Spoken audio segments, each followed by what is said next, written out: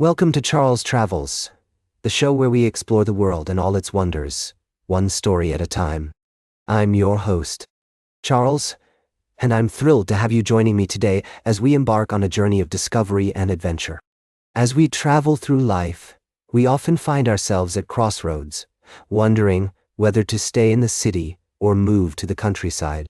Today's story takes us to the United Kingdom, where we meet three individuals who have made some fascinating decisions about their living arrangements. We begin with Jasmine, a young woman who thought she had found her perfect haven in a rural village. She and her husband had bought a beautiful 3-bedroom house on a new build development, expecting a peaceful and idyllic life. However, they soon discovered that the reality was far from it. The noise from the nearby dual carriageway made their garden unusable, and they found themselves driving everywhere due to the lack of local amenities. As Jasmine shares her story, we can almost feel her sense of disappointment and disillusionment. We thought it would be peaceful, quaint, and idyllic, but it wasn't, she says. Despite their initial enthusiasm, they soon realized that rural life wasn't for them. They put their house on the market and eventually moved back to London, where they found a cozy 2-bedroom flat in a converted pub. Yasmin's story is a reminder that sometimes our idealized visions of a place can be far removed from reality. As she reflects on her experience, she notes, "We felt like we'd lost so much, and what we gained didn't match where we were in life." Her journey back to the city was a liberating one, and she now appreciates the vibrancy and cultural richness that London has to offer. Next, we meet Alison, a solicitor who had moved to Greater Manchester with her young family. While they discovered a thriving community, their lives became more complicated after Alison's redundancy and the need to care for their child. They decided to relocate to a beautiful old farmhouse in a tiny hamlet near Pendle, Lancashire, where they grew up. However, as Alison shares her story, we sense that this move has not been without its challenges. Despite having a wonderful family home, she notes that every part of our lives has become more difficult. The single-track roads and lack of local amenities have made daily tasks a struggle, and they find themselves missing the convenience and community of their previous life.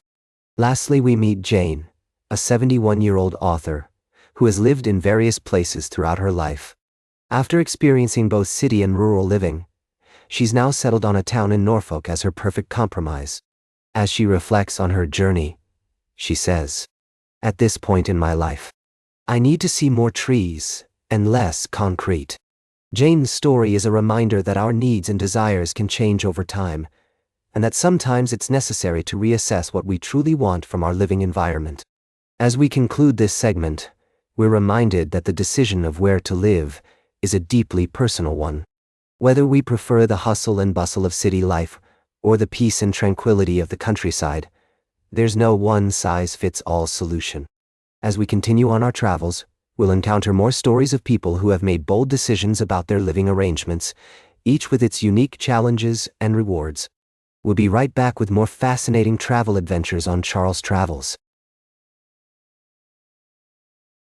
Welcome back to Charles Travels, dear listeners. I hope you're enjoying the journey so far.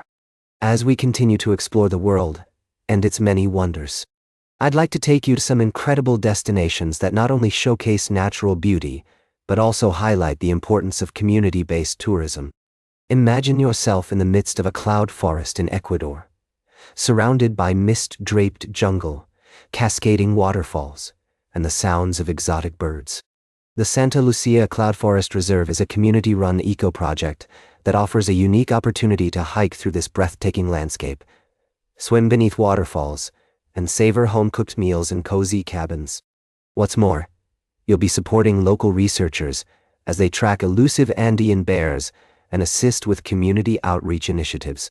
This is genuinely sustainable tourism at its best, protecting one of the planet's most threatened ecosystems while creating vital income for local families.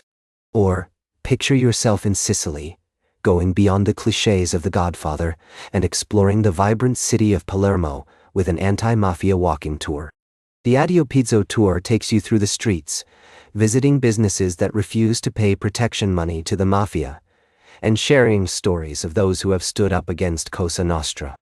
You'll rest your feet at pizza-free cafes, enjoying panelle and gelato, and supporting a local grassroots movement that's making a real difference. We also have a wonderful story from Bordeaux, where winemakers are embracing environmentally friendly methods like biodynamics and permaculture.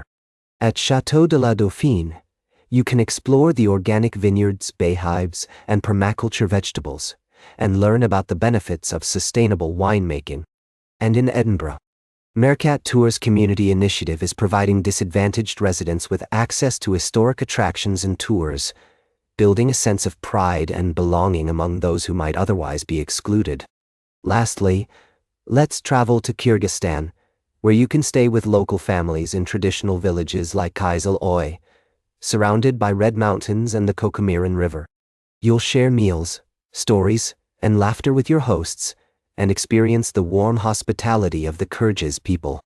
And for a unique getaway closer to home, consider Cregan in County Tyrone, Northern Ireland, where you can stay in traditional cottages, explore nature trails, and enjoy stargazing in unpolluted skies. These stories remind us that travel can be a powerful force for good, supporting local communities, promoting sustainability, and fostering cross-cultural understanding. As we continue our journey on Charles Travels, I hope you'll join me in celebrating the diversity and richness of our world's cultures and landscapes. Stay tuned for our final story of the day, right here on Charles Travels. Welcome back to Charles Travels. And as we conclude our journey today, I want to take you to a place that may not be on your typical travel itinerary, but one that holds a special significance in the world of politics and corruption.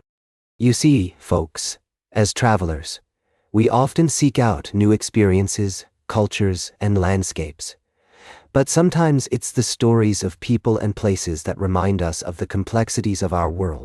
I'm referring to the recent news from Brazil, where former President Fernando Collor de Mello was arrested after a Supreme Court justice rejected his challenges against a previous conviction and ordered him to start serving jail time.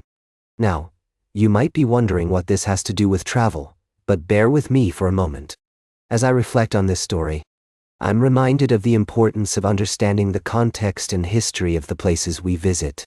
Brazil, a country known for its vibrant culture, stunning beaches, and rich biodiversity, is also a nation that has struggled with corruption and political instability.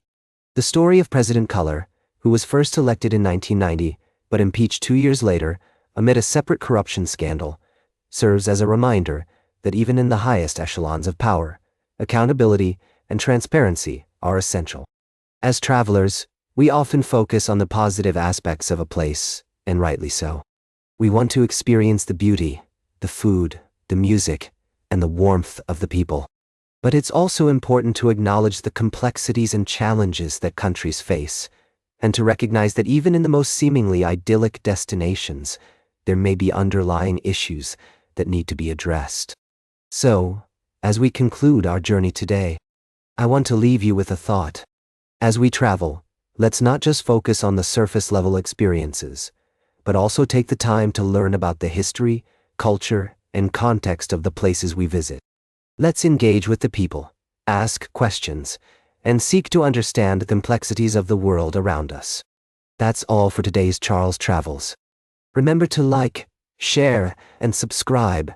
And until next time, keep on traveling.